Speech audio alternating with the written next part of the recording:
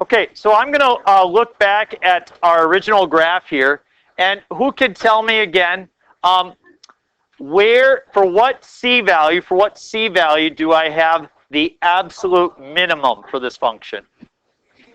C sub 1, very good. So this is the absolute minimum. Easy to tell when you're looking at the graph, right? And where do I have the absolute maximum? C4. And so there I have an absolute maximum. Easy to tell when you're looking at the graph, right? Yep. So today what we want to discover is how do you determine an absolute minimum and an absolute maximum when you don't have the graph, but you're just given the equation. So part of what I want you to understand today is that we are going to be looking at the graphs, but we're going to be looking at them on what's referred to as closed intervals. What a closed interval means is that we have endpoints, okay? We have endpoints. You all good with that? Awesome. So let's take our calculator, turn it on. If you have your calculator today, make sure you get that guy going. We've got f of x is x squared minus 4x plus 3. Okay, and what I'm going to do is I'm going to type that function in. I'm going to type in x squared minus 4x plus 3.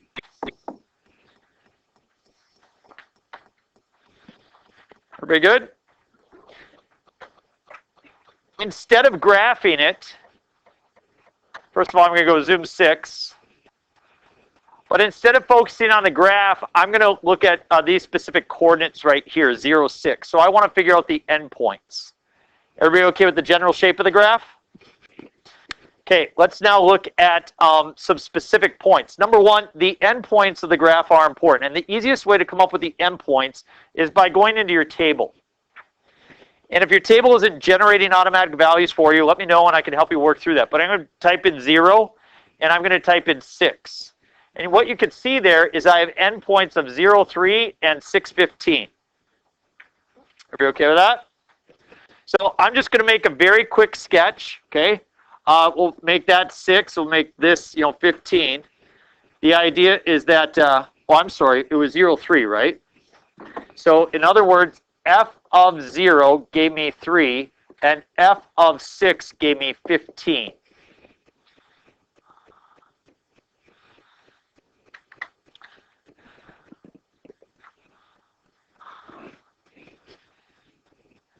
So the graph looked like that.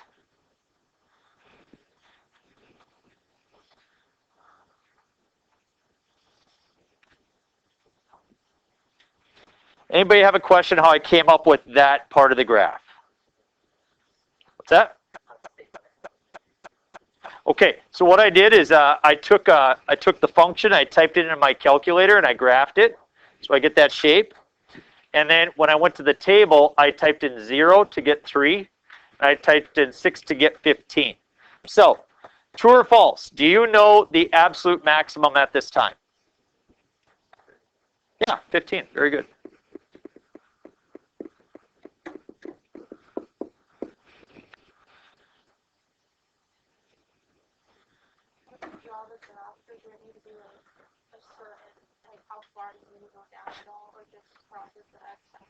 And Marissa leads us to our next question, which is this spot right here. Would everybody agree this is the absolute minimum? But we don't know that value, do we? But what do we know about the function at the location of the minimum? What is 0? The derivative is 0. Everybody agree the derivative is 0 here?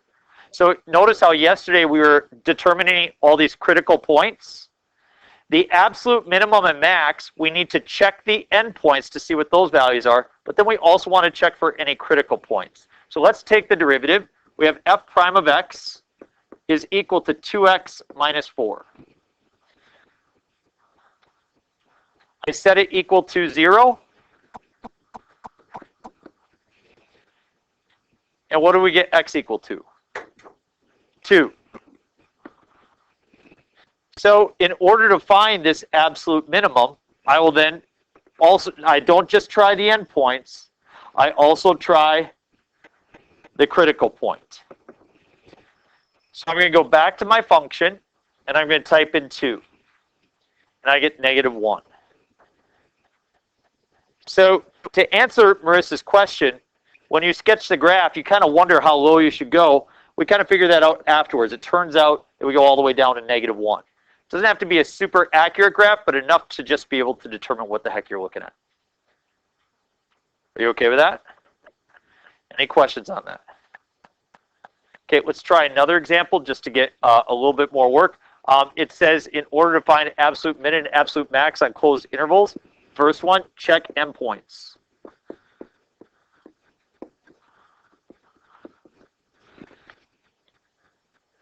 Notice it says closed interval, closed interval. That means we're not going from negative infinity to positive infinity necessarily, okay? We're looking over a closed interval. The second thing we do is find critical values.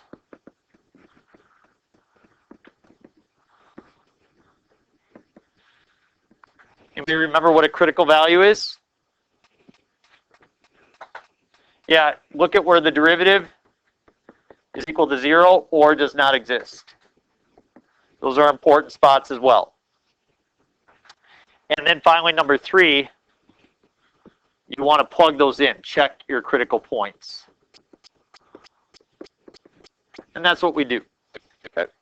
So you could expect one question on your test where you would be given a function and you had to find the absolute min and absolute max.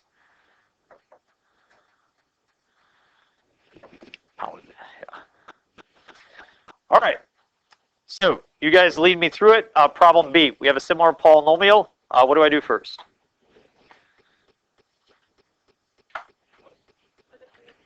Okay, so I got 2x cubed plus 3x squared minus 36x plus 4.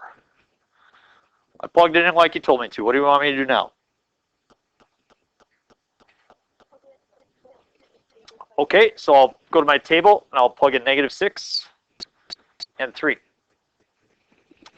So I have f of -6 is equal to -104. And to be clear, on the AP exam, every time I've seen these questions asked, you're given a calculator at this point. So I don't see too many where you have to do it all by hand. So we are going to rely on the use of our calculator if anybody feels like we're cheating. If you would like to not use your calculator, go ahead.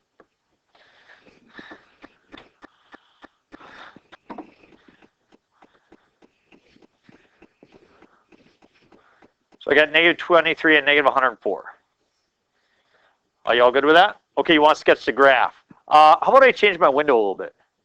That way I see all of it. So I'm going to change my y min to say -30. I'll change my y max to say, I'm sorry, my y min to negative, say, 110. And then my y max to, I don't know, go up to 100. I don't really know. It's exciting. What are we going to get? Okay. That's what we got.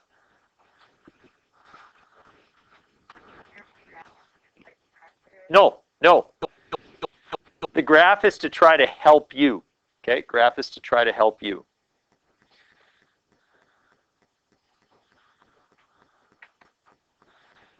So it looks like I get values of like -104 and -23, something like that. So maybe we're looking at like this sketch of the graph. It's hard to know if I put those in the right spot. We really don't know if these are absolute mins or absolute maxes, do we? I mean, I put the blue spot there. For all we know, it could be a little bit higher, right? So we should really find the critical points and check them. So how do I find the critical points? What is the derivative? 6x squared. Okay, so I'm going to set it equal to 0. Does that factor?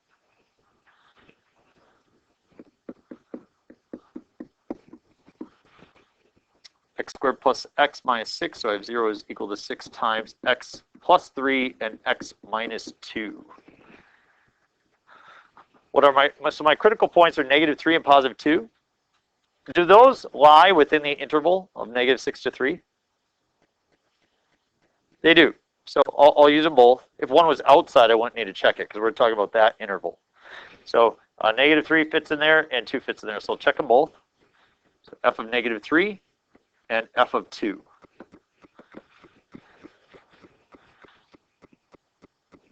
So I go back to my table, and I type in negative 3, and I type in 2. 85 and negative 40.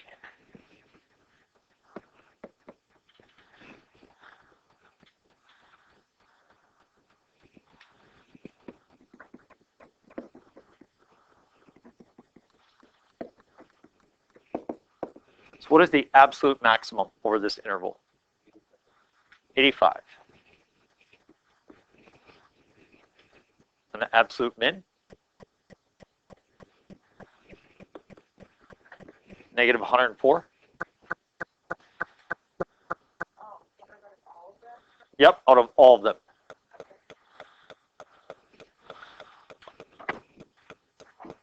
So which spot is this? Which height is this one right here? 85. So is 85, it is an absolute max. Is it also a local max? It is. So it's an absolute max and a local max, isn't it? Which spot is this right here? Negative 40, is that a local min or an absolute min?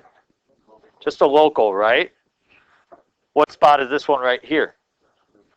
Absolute min, negative 104, right? Is it also a local min? No. So notice that, you know, this one's both.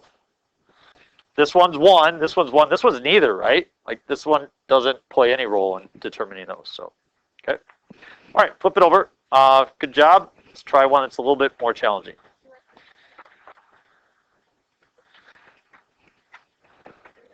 Anybody know what that graph looks like? I sure don't. X squared minus 9 divided by x squared plus 9.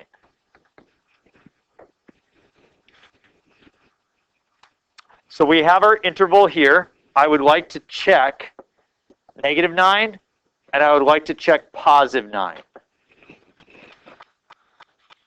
Are we ready to do that?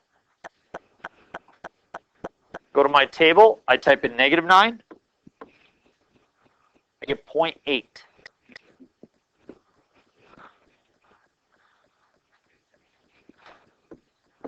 Type in positive 9. Oh.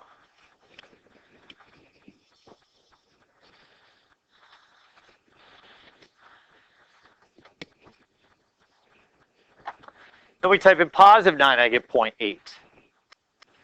Same values, huh? Yeah. Are you curious about the graph? Would you like to sketch it? I'm going to zoom. I'm going to choose to zoom as a decimal number 4 and just see what kind of shape I get. Oh, that's kind of cool, huh? I like that.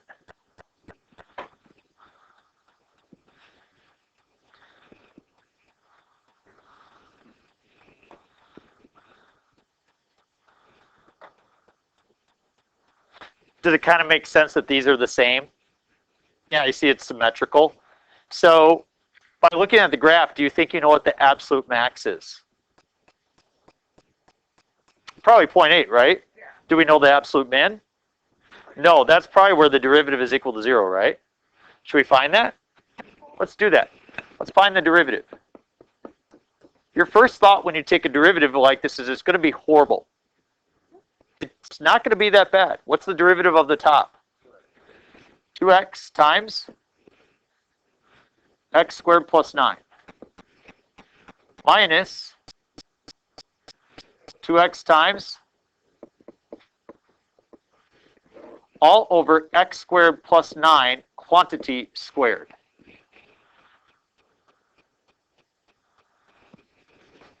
So f prime of x is equal to, let's distribute, and you get 2x cubed plus 18x minus 2x cubed plus 18x all over x squared minus 9 plus 9 quantity squared. What happens in your numerator? Yeah, the 2x cubes cancel, and so you get f prime of x is equal to 36x over x squared plus 9 quantity squared. That's not too bad, is it? So, is the denominator ever equal to 0? No. Is the top ever equal to 0? When? At 0. When x is 0, right? So, that's just the other point we need to check, f of 0. I go to my calculator, and I go to the table, and I type in 0. And sure enough, I get -1. Yes. So, 0, where you see 0 right here, that tells us that there's a critical point. That's a spot where the derivative is equal to 0. That's the spot where we know, by looking at the graph, we have a local minimum. When we plug 0 in, we came up with the value of -1. That's the lowest spot that we're trying to find. So absolute max, 0.8. Absolute min, -1.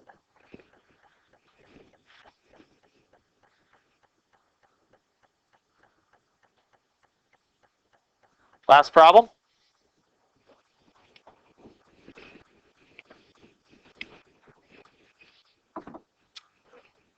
Go to my calculator, I'll type it in, cubed root of t. I'll use the math option this time just to show you. I grab number 4, cubed root of x times parentheses 8 minus x. Let's glance at it and see what we got.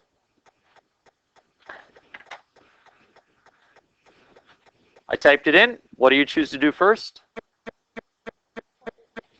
Checking 0 and 8. I go to table. I choose 0. I choose 8. Oh, get 0 and 0. Does it make sense to you that we get 0 and 0? Look at your function. If you type in 0 here, this is 0 times then 8, right? If you type in 8, you get the cube root of 8, which is 2, times 0, which is 0. Everybody see that? If you plug in these two values, you get 0. So sure enough, it's right. So f of 0 is equal to 0, and f of 8 is equal to 0.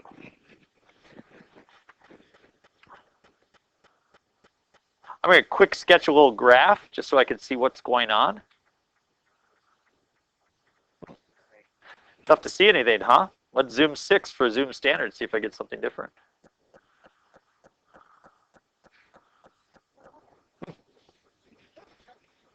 Yeah, it's quite a function. I mean, I didn't know it looked like that. Did anybody else know? Yeah, it's kind of impressive. Okay, so we get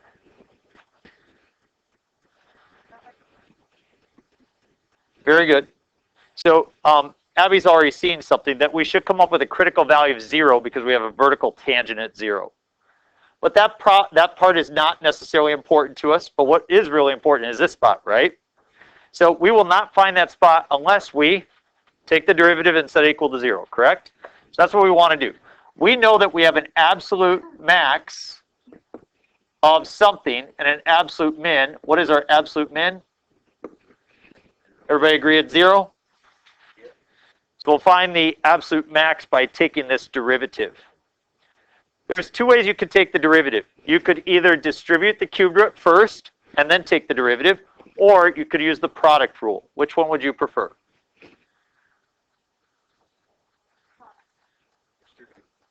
I would encourage you to distribute. I would get f of t is equal to 8t to the 1/3 power.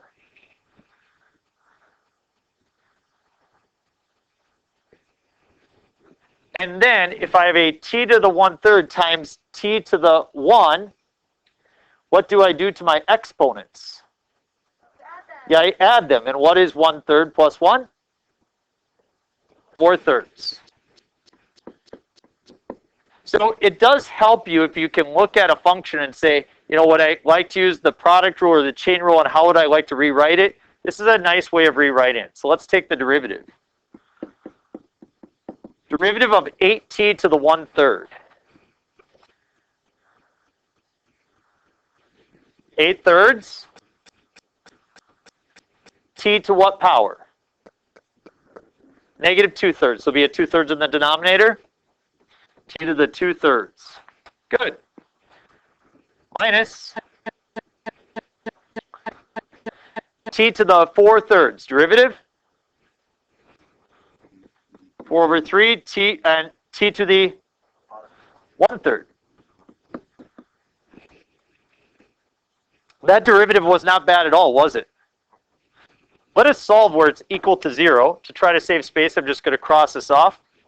If you'd like to do the same, you can. You can make it equal to 0. I need to create one denominator. What would be the common denominator between 3t to the 2/3 and 3? Everybody agree that's the common denominator? So I need to multiply top and bottom by t to the 2/3.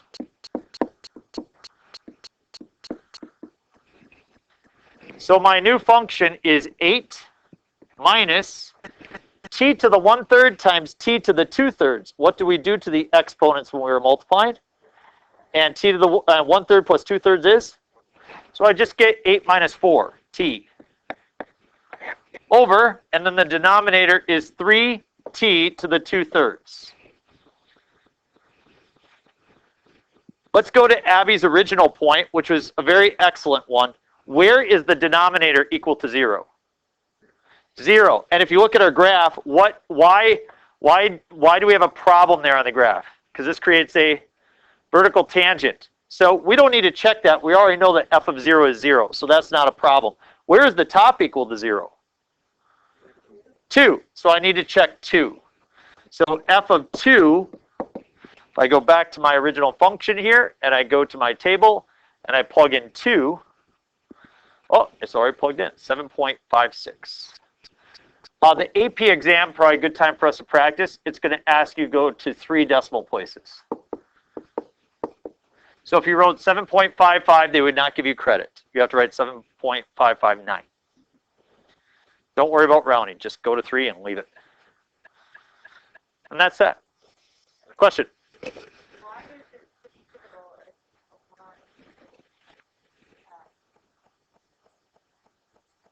Oh, very good question.